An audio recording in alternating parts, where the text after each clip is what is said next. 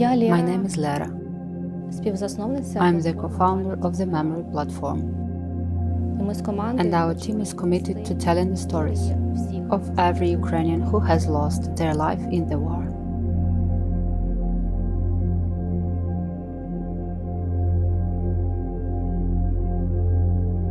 $12,654. That's the official number of civilians who have perished in the war. But this figure is far from complete because even here in Ukraine, we don't know the true toll. There is Mariupol, there are temporarily occupied towns and villages. There are entire cities reduced to rubble, and no one has access to those areas right now.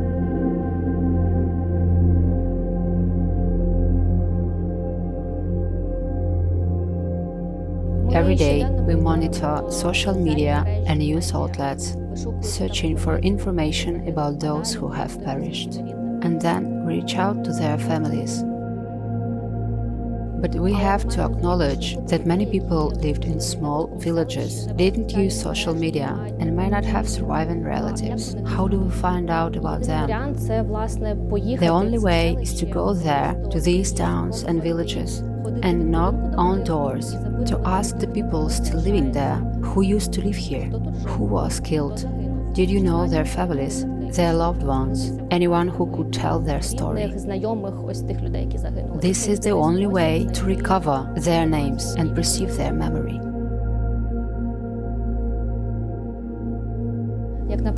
Take the story of Valentina from Svetohirsk, for example. She buried her husband in a neighbor's backyard.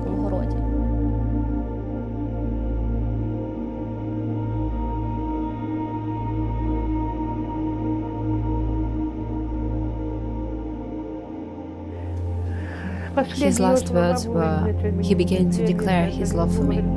I told him, don't speak, it will hurt you. I said, I know you love me, and I love you.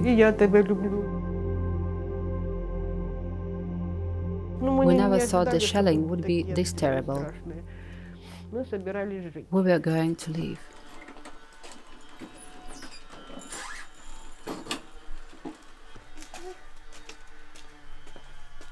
The shell hit. He ran to help put out the fire. They had almost finished when another shell came, and it killed them. But Vova was still alive. He was badly injured. His arm was torn off, left arm. The bone was sticking out. I dragged him, then screamed, and a neighbor came running. We pulled him onto a cart. Shells were still falling. It was so terrifying, and I ran ahead, clearing the way, pushing aside whatever had fallen, metal, debris. There was so much blood, a whole pool of it poured out of the cart. And then the sun came up. I covered him with the cart, threw a sheet over him to keep the flies off. He was still alive. Until 5 to 12, he was alive. And then he said to me, I can't breathe.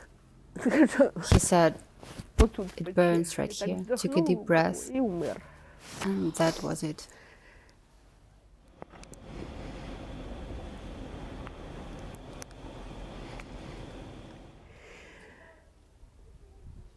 We started digging a grave, and then shelling started again. 3 times we had to run and hide in the basement. Later the boys went back and gathered what was left of Kolya, of Vera, and we buried them all together in one grave in Lionya's backyard.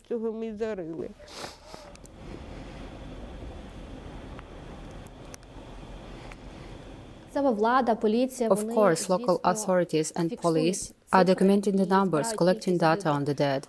But first, this information is currently unavailable to the public. And second, more importantly, they only count in numbers.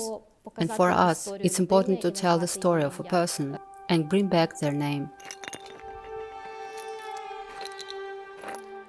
By the telling and knowing the personal stories, we, Ukraine and the world, can grasp the full scale of the catastrophe, of suffering and the devastation that has come upon Ukraine. I went to the head of the local police told him we needed to exhume the body. I asked, will you give me a paper, anything? And they said, you'll be told when it's time. So I waited when they say, a week, 2 weeks. Then I went back there, and that's what Timbal told me. They've already been buried. I said, what do you mean, where? He checked the records, papers, and said, your husband is number 178. Then he looked at the map and found the 178th grave. They made a little pathway there. I asked him, is there at least a stick, a marker with a number? And he said, no, nothing's there. I'm just telling you, it's the second row, second grave. That's all. I haven't been there yet. I can't get there. I don't even know where it is. We'll buy a cross and go looking for his grave.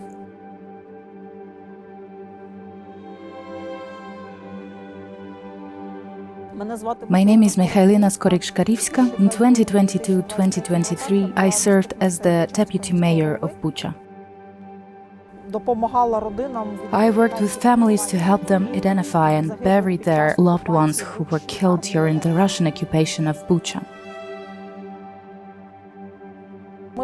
We are now standing in Bucha on Deputatska Street in the section for the identified. These are the bodies of those who were killed and those who passed away in Bucha during the occupation, recovered after the city was deoccupied. That's over 500 bodies. This section held 80 unidentified burials, and as of today, more than 50 of them remain unidentified. Just numbers, nameless. For me, this is deeply personal. I know the war began on 20th of February 2014. My husband was killed in Ilovaisk. It was the deadliest battle of the war's first stage, the largest number of casualties in one incident. There were prisoners, missing persons, and the dead, people who needed to be brought home and buried. We already had some experience identifying fallen soldiers, compiling lists, and working with their families. You can see that some of the plaques already have names on them. This means that the families have either completed the identification process or, even without full confirmation, they are certain, through evidence, that their loved one is buried here and have replaced temporary markers. Take Margarita Protas, for example, a young woman. She is trying to identify her mother. We know where she was killed. We know it was mass killing in a garage on Sklozovitska Street. But their bodies were burned beyond recognition. We still don't know which one belongs to Margarita's mother. Even today, Margarita is still searching for confirmation.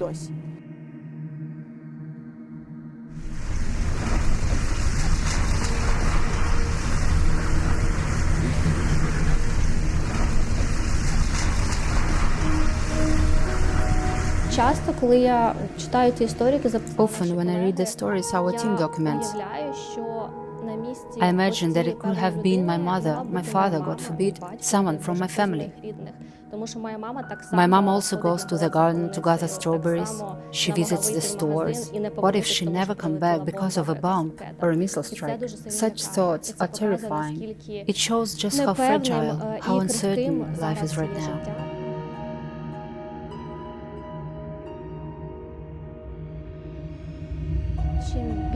The more time passes, the more likely these people will simply fade from memory, from history, forgotten.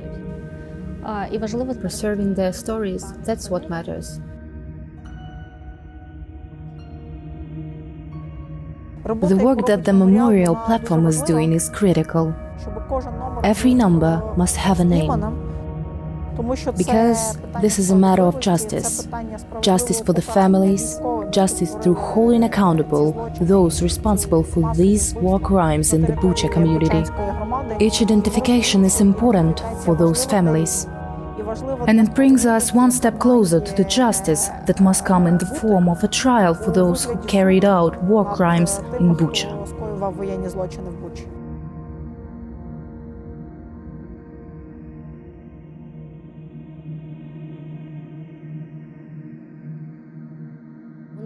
We have the largest database of Ukrainians who perished in the war. So far, we've published nearly 10,000 stories.